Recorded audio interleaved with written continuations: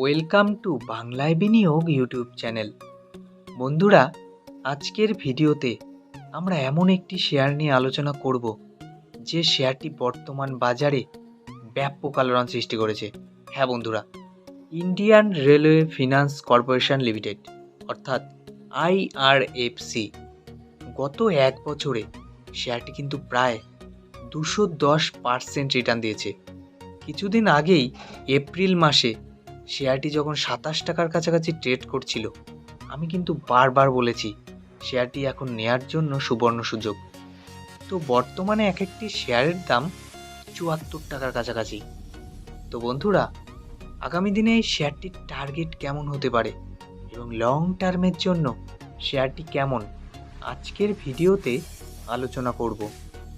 ভিডিওটি শুরু করার আগে ছোট্ট একটি রিকোয়েস্ট, আমাদের চ্যানেল থেকে শেয়ার বাজারের নিয়মিত আপডেট খবর পেতে এবং শেয়ার বাজার সম্পর্কে আরও জানতে অবশ্যই আমাদের চ্যানেলটিকে সাবস্ক্রাইব করুন।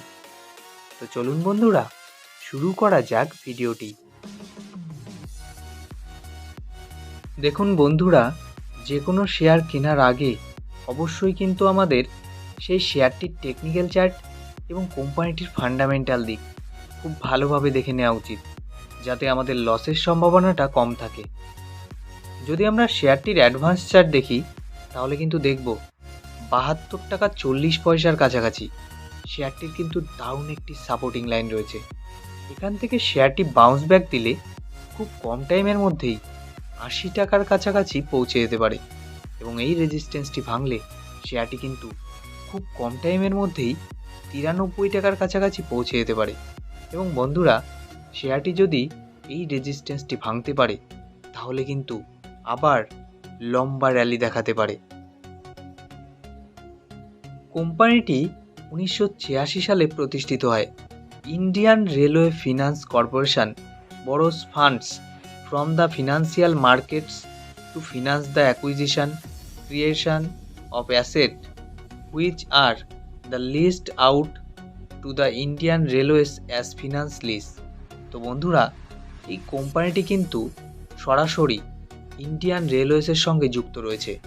তো বর্তমানে ইন্ডিয়ান রেলওয়েজের যা চিন্তাভাবনা, যা পরিকল্পনা, তাতে কিন্তু বোঝাই যাচ্ছে যে ইন্ডিয়ান রেলওয়েজ কিন্তু ভবিষ্যতে আগামী কয়েক বছরে আরও ডেভেলপড হবে। আর যত ডেভেলপড হবে, এই ইন্ডিয়ান রেলওয়েজ ফিনান্স কর্পোরেশনের ব্যবসাও কিন্তু ততই বাড়বে। তো বুঝতেই পারছেন এই শেয়ারটি ভবিষ্যতে কোন জায়গায় যেতে পারে। যদি আমরা কোম্পানির মার্কেট ক্যাপিটাল দেখি, 97,556 কোটি টাকা, যেখানে এক একটি শেয়ারের বর্তমান দাম 74 টাকার কাছাকাছি। 52 উইক্সে এক একটি শেয়ারের সর্বোচ্চ দাম 92 টাকা 90 পয়সা, যেখানে সর্বনিম্ন দাম 24 টাকা 30 পয়সা।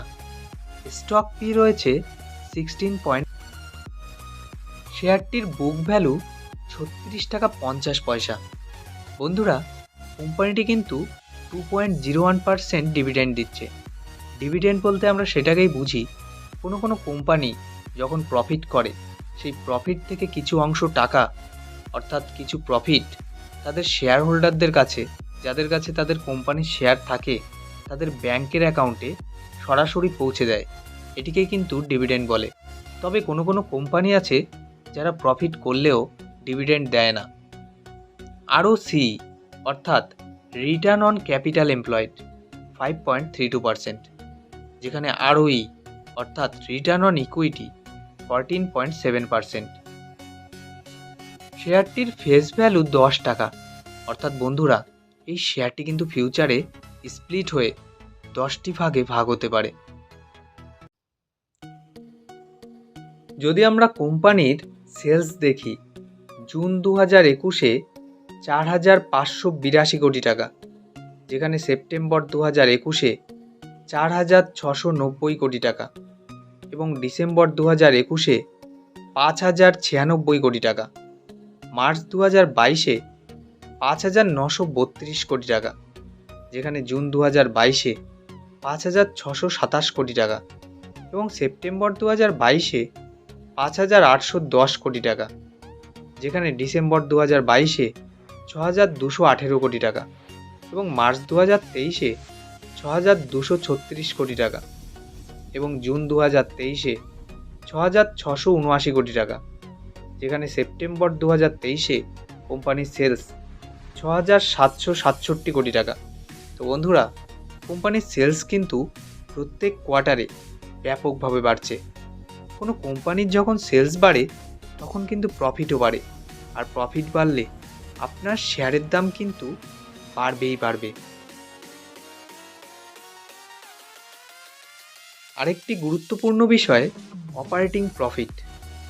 জুন 2021 অনুযায়ী অপারেটিং প্রফিট 4,578 কোটি টাকা, যেখানে সেপ্টেম্বর 2021-এ 4,662 কোটি টাকা এবং ডিসেম্বর 2021-এ 5,087 কোটি টাকা, যেখানে মার্চ 2022-এ 5,849 কোটি টাকা এবং জুন 2022-এ 5,605 কোটি টাকা, যেখানে সেপ্টেম্বর 2022-এ 5,776 কোটি টাকা এবং ডিসেম্বর 2022-এ 6,188 কোটি টাকা, যেখানে মার্চ 2023-এ 6,189 কোটি টাকা এবং জুন 2023-এ 6,650 কোটি টাকা, যেখানে সেপ্টেম্বর 2023-এ এসে দাঁড়িয়েছে 6,733 কোটি টাকা।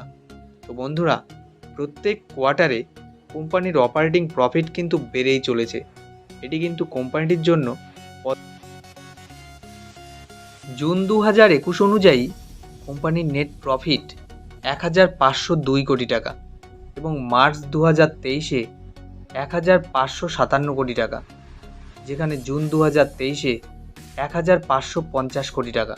তো বন্ধুরা, প্রত্যেক কোয়ার্টারে কোম্পানির নেট প্রফিট কিন্তু 1,500 কোটি টাকার কাছাকাছি রয়েছে। তো কোম্পানিটি কিন্তু দিনের পর দিন ফান্ডামেন্টালি স্ট্রং হচ্ছে। আরেকটি গুরুত্বপূর্ণ বিষয় ইপিএস, অর্থাৎ আর্নিং পার শেয়ার। কোম্পানির আর্নিং পার শেয়ারও কিন্তু একবারও নেগেটিভে নেই। তো কোম্পানিটি কিন্তু পজিটিভ দিকেই এগোচ্ছে। যদি আমরা কোম্পানির ইয়ারলি সেলস দেখি তাহলে কিন্তু দেখব মার্চ 2017-এ কোম্পানির সেলস ছিল 9,047 কোটি টাকা, যেখানে মার্চ 2018 অনুযায়ী 9,267 কোটি টাকা এবং মার্চ 2019 অনুযায়ী 11,134 কোটি টাকা, যেখানে মার্চ 2020 অনুযায়ী 13,421 কোটি টাকা এবং মার্চ 2021 অনুযায়ী 15,771 কোটি টাকা, যেখানে মার্চ 2022 অনুযায়ী 20,299 কোটি টাকা এবং মার্চ 2023 অনুযায়ী কোম্পানির সেলস 23,892 কোটি টাকা। তো বন্ধুরা, লক্ষ্য করুন প্রতি বছর কোম্পানির সেলস কিন্তু ব্যাপকভাবে বেড়েছে। তো কোম্পানিটি কিন্তু ভবিষ্যতে আরও ভালো দিকে এগোতে পারে। আরেকটি গুরুত্বপূর্ণ বিষয় অপারেটিং প্রফিট। যদি আমরা কোম্পানিটির ইয়ারলি অপারেটিং প্রফিট দেখি, মার্চ 2017-এ ছিল 9,021 কোটি টাকা, যেখানে মার্চ 2018-এ 9,229 কোটি টাকা এবং মার্চ 2019 অনুযায়ী 11,085 কোটি টাকা, মার্চ 2020-তে 13,355 কোটি টাকা, যেখানে মার্চ 2021 অনুযায়ী 15,657 কোটি টাকা এবং মার্চ 2022-এ 20,177 কোটি টাকা, যেখানে মার্চ 2023-এ 23,758 কোটি টাকা।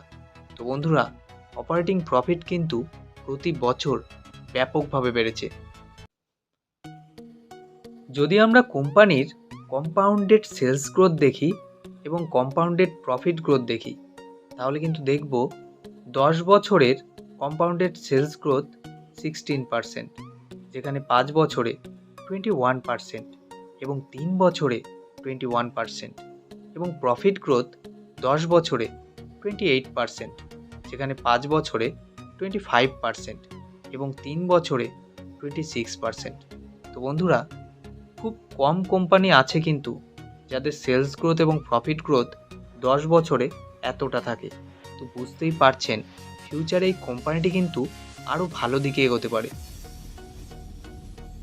মার্চ 2018 অনুযায়ী কোম্পানির রিজার্ভ 7,402 কোটি টাকা, যেখানে মার্চ 2019 অনুযায়ী 15,648 কোটি টাকা এবং মার্চ 2020 অনুযায়ী 18,419 কোটি টাকা, যেখানে মার্চ 2021 অনুযায়ী 22,845 কোটি টাকা, যেখানে মার্চ 2022 অনুযায়ী 27,928 কোটি টাকা এবং মার্চ 2023 অনুযায়ী 32,402 কোটি টাকা, যেখানে সেপ্টেম্বর 2023-এ 34,615 কোটি টাকা। যদি আমরা বড়োয়িং দেখি, মার্চ 2018 ছিল 1,34,006 কোটি টাকা, যেখানে মার্চ 2019-এ 1,73,933 কোটি টাকা এবং মার্চ 2020 অনুযায়ী 2,34,377 কোটি টাকা, যেখানে মার্চ 2021-এ 3,23,145 কোটি টাকা এবং মার্চ 2022 অনুযায়ী 3,88,440 কোটি টাকা, যেখানে মার্চ 2023 অনুযায়ী 4,18,935 কোটি টাকা এবং সেপ্টেম্বর 2023-এ 4,06,443 কোটি টাকা। তো বন্ধুরা, যেমন কোম্পানির রিজার্ভ বাড়ছে, কিন্তু কোম্পানির বরোয়িংও কিন্তু বাড়ছে। এটি কিন্তু একটি নেগেটিভ পয়েন্ট। কিন্তু এ ধরনের কোম্পানির যেহেতু এটি ফিনান্স সেক্টরের মধ্যে রয়েছে, তাহলে কিন্তু রিজার্ভের তুলনায় বরোয়িং বেশি থাকবে, এটাই স্বাভাবিক। তাই ঘাবড়ানোর এবং চিন্তা করার খুব একটা কারণ নেই। চলুন দেখা যাক কোম্পানিটির শেয়ার হোল্ডিং প্যাটার্ন। কোম্পানিটির শেয়ার প্রোমোটারের কাছে আছে 86.36%, যেখানে এফআইয়ের কাছে 1.14% এবং ডিআইয়ের কাছে 1.63%। পাবলিকের কাছে কিন্তু এই শেয়ারটি আছে 10.88%। তো বন্ধুরা, ওভারঅল যদি আমরা দেখি, শেয়ারটি কিন্তু ব্যাপক, কিন্তু শেয়ার বাজার মানেই ঝুঁকিপূর্ণ। তাই আমি বলবো, আপনার পোর্টফোলিওতে যদি এই শেয়ারটি 10 থেকে 12,000 টাকাও 10 বছরের জন্য বিনিয়োগ করে রাখেন, তাহলে কিন্তু আপনি ভবিষ্যতে হয়ে যেতে পারেন মাল্টিব্যাগার। কারণ বন্ধুরা, এই কোম্পানিটি যেহেতু রেলের সঙ্গে যুক্ত, ইন্ডিয়ান রেলওয়েজের যেমন ডেভেলপমেন্ট হচ্ছে, তাতে কিন্তু বোঝা যাচ্ছে ভবিষ্যতে এই কোম্পানিটি কোন দিকে এগোতে পারে।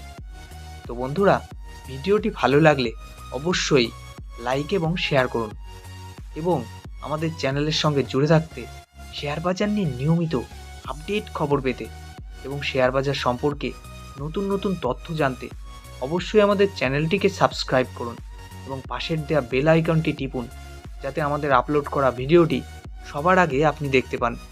এবং আরও নতুন নতুন শেয়ার সম্পর্কে যদি জানতে চান, অবশ্যই আমাদের কমেন্ট বক্সে কমেন্ট করুন। সুস্থ থাকুন, ভালো থাকুন। দেখা হচ্ছে পরবর্তী ভিডিওতে।